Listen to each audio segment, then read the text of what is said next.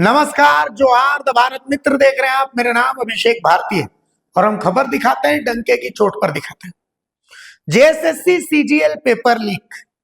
हम हमेशा से इस मामले में आपके सामने खबरें लाते रहे।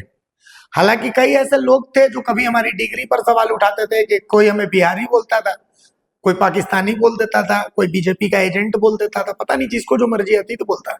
हम आपको एक पोस्ट दिखाना चाहते हैं। पहले इस पोस्ट को देखिए, बाबूलाल मरांडी का पोस्ट है।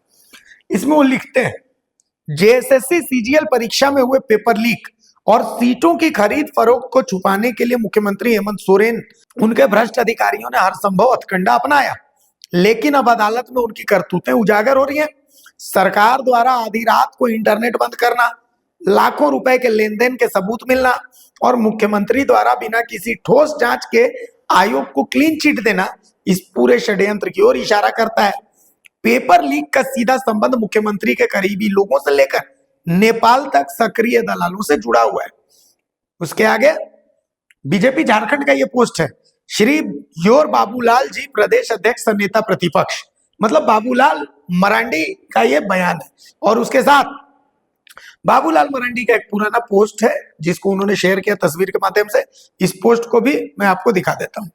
इस पोस्ट में वो लिखते हैं, जेएसएससी सीजीएल परीक्षा में हुए पेपर लीक और सीटों की खरीद फरोख्त को छुपाने के लिए मुख्यमंत्री हेमंत सोरेन जेएमएम और उनके भ्रष्ट अधिकारियों ने हर संभव हथकंडा अपनाया, लेकिन अब अदालत में उनकी करतूत उजागर हो रही है। सरकार द्वारा आधी रात को इंटरनेट बंद करना, लाखों रुपए के लेन देन के सबूत मिलना और मुख्यमंत्री द्वारा बिना किसी ठोस जांच के आयोग को क्लीन चिट देना इस पूरे षड्यंत्र की ओर इशारा करता है।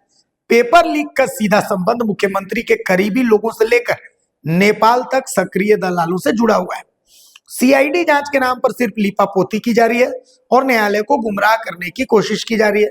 यह पहले से जगजाहिर है कि आजकल सीआईडी कैसा और क्या काम करती है, लेकिन अब तो हाईकोर्ट ने भी मुहर लगा दी कि सीआईडी का काम ठीक नहीं है। छात्रों को न्याय दिलाने के लिए सीबीआई जांच ही अंतिम विकल्प है। साजिश करता चाहे कितने भी ताकतवर क्यों ना हो, उनके पापों का हिसाब होगा।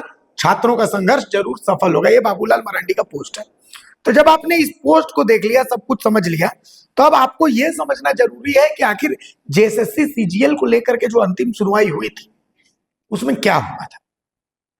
तो मैं आपको कुछ बातें बता देता हूं। देखिए, जेएसएससी सीजीएल में जो आखिरी सुनवाई हुई थी उसमें लगभग 2 घंटे तक बहस चली और उस बहस में हुआ क्या ये भी आप समझिए।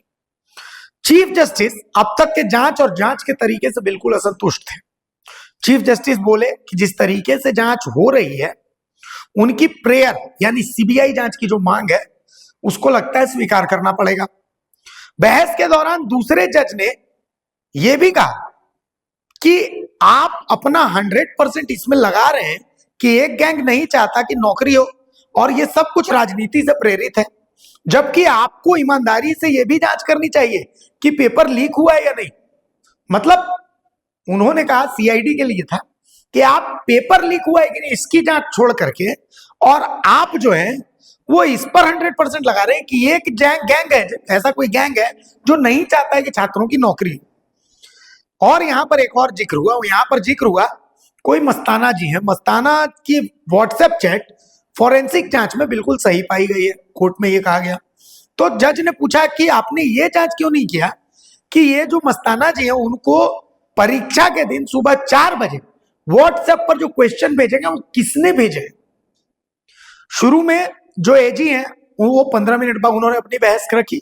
उसके बाद अजीत कुमार, जो कि छात्रों की जो पेपर जो करवाना चाहते, रद्द करवाना चाहते, उनकी तरफ से सीबीआई जांच की जो मांग कर रहे हैं, उनकी तरफ से अजीत कुमार ने 45 मिनट तक अपनी बात रखी और लास्ट में लगभग 30 मिनट तक दोनों बोलते रहे।